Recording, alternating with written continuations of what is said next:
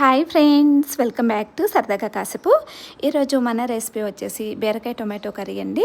Stove on చేసుకుని ఒక గిన్నె పెట్టేసి ఒక గరిటెడ వరకు కూడా ఆయిల్ వేసుకుని తాలింపు గింజలు, కరివేపాకు ఇవి కొంచెం ఫ్రై అయిపోయిన తర్వాత కట్ చేసి పెట్టుకున్న ఆనియన్ ముక్కలు వేసి ఒకసారి కలిపేసుకొని కొంచెం పసుపు వేసానండి. వేసుకుని మరొకసారి కలిపేసి మరి కొంచెం సేపు మనం ఫ్రై చేసుకుందాము. ఇవి ఇలాగ ఫ్రై అయిపోయిన తర్వాత ఇక్కడ నేను ముందుగానే ఒక బీరకాయని తీసుకుని పీల్ ఆఫ్ చేసి శుభ్రంగా వాష్ చేసుకుని చిన్న ముక్కలుగా కట్ చేసి పెట్టుకున్నాను. ఇక అవి కూడా వేసుకొని ఒకసారి కలిపేసి కొంతసేపు ఫ్రై చేసుకుందాము. ఇవి ఇలాగ ఫ్రై అయిపోయిన తర్వాత ఒక 2 టొమాటోలను చిన్న ముక్కలుగా కట్ చేసుకొని పెట్టుకున్నాను. కట్ చేసి పెట్టుకున్న టొమాటో ముక్కలు వేసుకొని ఒకసారి కలిపేసి ఫ్లేమ్ని లో ఫ్లేమ్లోనే ఉంచుకొని మధ్య మధ్యలో కలుపుకుంటూ మనం ఫ్రై చేసుకుందామండి. ఇది ఫ్రై అవుతుండగా ఇక్కడ నేను రుచికి సరిపడా సాల్ట్ని కూడా వేసాను. ఇక్కడ నేను రాక్ సాల్ట్ని వేసాను.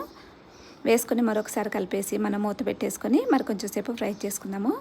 మరి కొంచెం సేపటి తర్వాత ఒకసారి కలిపేసి దీంట్లోకి లైట్గా వాటర్ యాడ్ చేశానండి.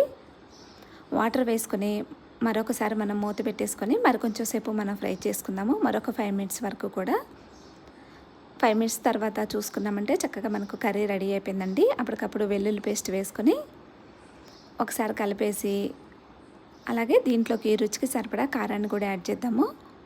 కారం వేసుకున్న తర్వాత మరొక 2 మినిట్స్ వరకు కూడా ఫ్రై అవ్వనిద్దామండి. ఫ్రై అయిపోయిన తర్వాత దీంట్లోకి కొంచెం ధనియా పౌడర్ యాడ్ చేశాను. ఇలాగ ధనియా పౌడర్ అలాగే కొంచెం ఎండు కొబ్బరి పొడి కూడా వేసానండి. వేసుకొని ఒకసారి కలిపేసి కొత్తిమీర కూడా యాడ్ చేశాను. ఇలాగ ఇవన్నీ కూడా వేసుకోవటం వల్ల మనం చేసి ఈ బీరకాయ టొమాటో కర్రీ చాలా టేస్టీగా ఉంటుంది. ఇలాగ కలిపేసి స్టవ్ ఆపేసుకొని చక్కగా వేడివేడిగా ఒక బౌల్లోకి సర్వ్ చేసామంటే బీరకాయ టొమాటో కర్రీ రెడీ అయిపోయిందండి. అలాగే మన ఛానల్ని